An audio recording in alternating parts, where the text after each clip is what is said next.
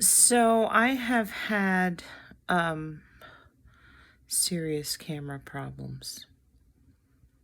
He's infuriating to work for. Anyway, I hope this works. There's been at least 3 situations this week that have all revolved around the same topic. And that is how many churches, certain denominations only, have become over-consumed with the belief that Satan is after them at all hours of the day and that demon possession is run-of-the-mill common. It most certainly is not. So, I read this book. My ex-husband was Egyptian, and I was always trying to learn about the Middle East. And this book, it's falling apart, but the main thing I want to mention from it is that this anthropologist went to live amongst these Egyptian villagers, and he had been observing this man named Shahat. And Shahat was awesome. And then one day, he somehow got possessed by a genie, or in the Middle East, they call it a jinn. And his behavior, like it was night and day. He had been possessed. And I trusted the author of this book completely. And that was the first time in my entire life that I really considered that demonic possession could be real. Because the things that happened in this book, and clearly God made me save the book all these years, because it was so pronounced and I knew the author wasn't a liar. And then one day, I've got to read the book again. I don't know what happened, but Shahat was delivered from the demon. I loved Shahat. And Kimberly is going to meet him in heaven. I used to want to try and travel to Egypt and find this village he was from, because I knew he'd still be there, and it's not like this little, I don't know, college textbook would have made him too famous, but he was quite the character. So anyway, this is gonna blow your mind. I don't think it's that. It's pretty impressive. So I recognized when God came to me last year that I was going to have trouble if I even so much began to mention that God was talking to me, because in the United States of America, psychology is God. So in the United States, if anyone even says, I heard God, God talked to me, unless you were raised in a certain church, you are automatically a prime candidate for essentially being locked away. It's either schizophrenia or manic bipolar. And there is literally no outlet in the United States where there is any respect for someone from the medical community that might say they're talking to God. And because of this reliance on psychology, he can't do much here. If someone is possessed, they're locked up. If someone is prophetic, they can get locked up, or they learn to keep their mouths shut.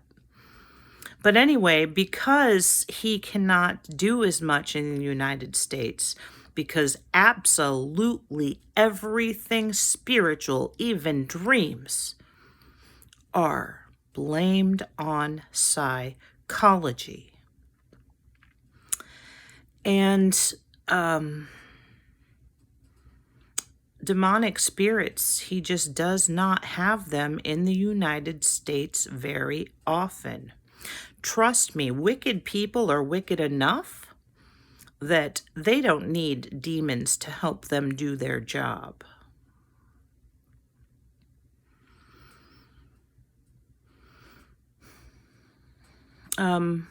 He does appreciate the carefulness that the Catholics generally use to identify true possession. They know that it's not common. It's actually even less common than they think, but I might have sent a few people who looked possessed, to deceive the enemy. He thinks his demons are out here doing so much. Oh, and on top of that, America, being the only country on earth who proudly says upon their dollar bill, my name. I don't even know if that's true. Well, someone can research it. Sometimes I throw a few bones in the wrong direction, but in God we trust, and everyone on earth knows who their God is. I am the God of America, and obviously, as you can see, I've taken care of her. That's not to say I'm pleased with everything that's going on there, but she is my son's baby. Jesus Christ came up with your founding fathers. Well, he made sure they were educated in exactly the right way. You think I'm a badass. You should see what he's done. But right now, well, let's just say I'm running the show, but he'll return soon.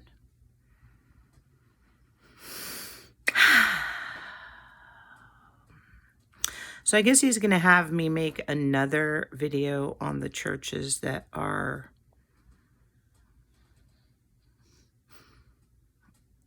preying upon my baby's souls by making them believe that demon possession is rampant. It's not at all. Well, what do you want me to do? I think we'll just cover it now.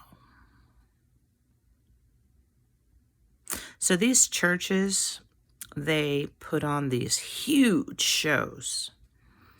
They're delivering people from demons. And strange as it is, I don't like it, but boy, do I put my spirit down when it's happening. Because this frenzy of, well, every church is a little different, but it gets pretty wild. Well, it's a beautiful battle up in the heavens. But the problem is, that's me turning what the enemy meant for evil and turning it for good.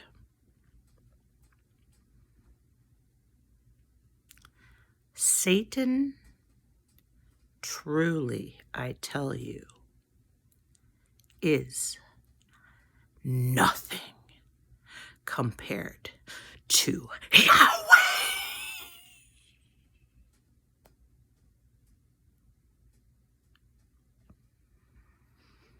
But boy,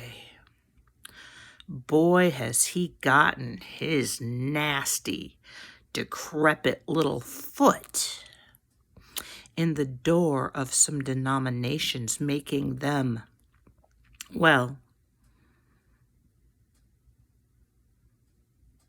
strangely enough, when these demonic deliverances occur,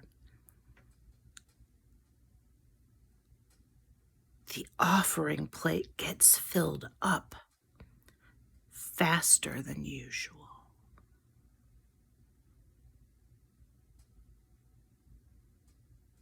Oh, they prey on the poor and weak. They prey on the rich and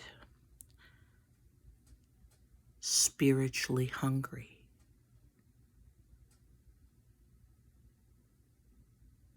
And if they were using that money to help the poor, which is what the church offering is for,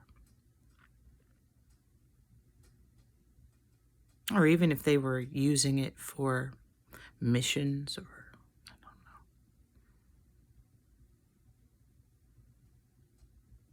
they're not. Then I wouldn't mind it so bad. But see, each and every time that someone focuses upon Satan and his demons and isn't out doing what my son taught them to do, which is to love anyone that crosses your path. You see, you start thinking about Satan, and Satan's after me, and Satan's after them, and Satan's everywhere, and he's in my head, and oh my God, Satan's everywhere. You're not able to love. And then you learn that if you say a certain prayer, and if you do this, and you do that, and you do this, and oh my gosh, you got to keep him at bay all day long. You know what keeps Satan at bay? Love. You know what keeps, well, at least his spirit alive? Believing that he has any power over Jesus Christ.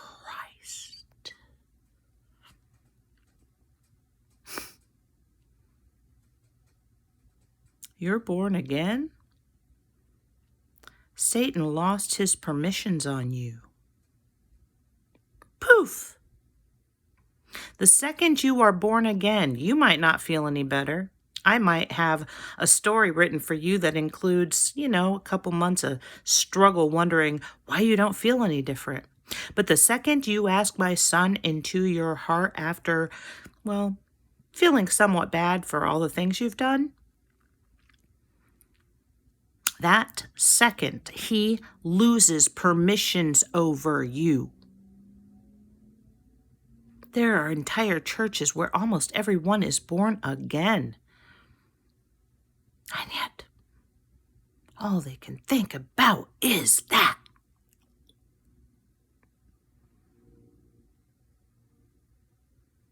He's despicable. I don't let him around my children.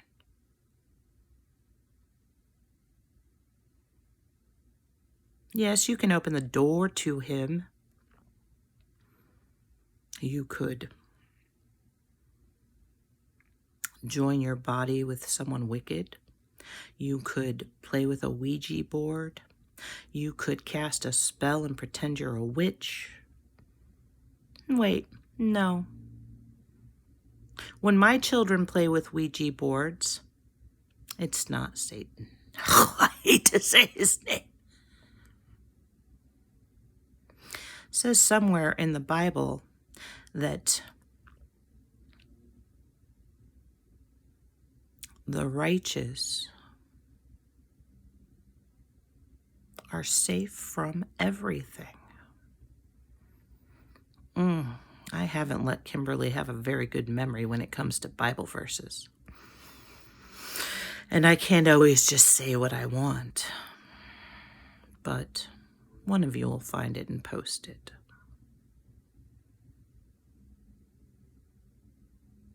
Anyway, I just want to put it out there that I will eventually be coming for the churches that take money for delivering people from something that isn't a problem. But in the meantime, take heart, because as somewhat jarring as it is to be finding out that God himself was behind a lot of your suffering, it's a heck of a lot better than thinking it was him and I allowed him to do that to you.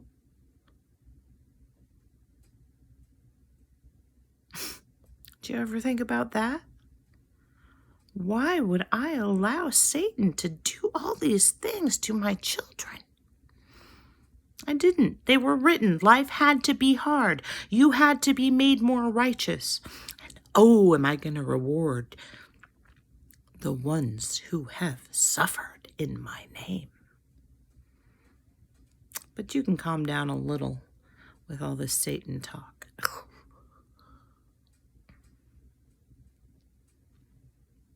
Smile at somebody.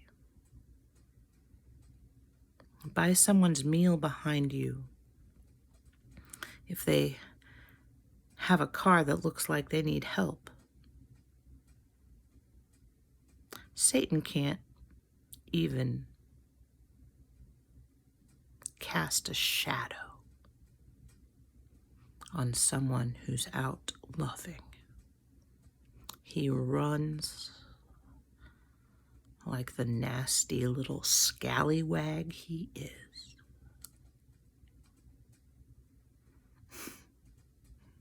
I love you all so much. I am so proud of you. I know I just said that in the last video, but you don't know how much I love you. No. He's not getting near any of you.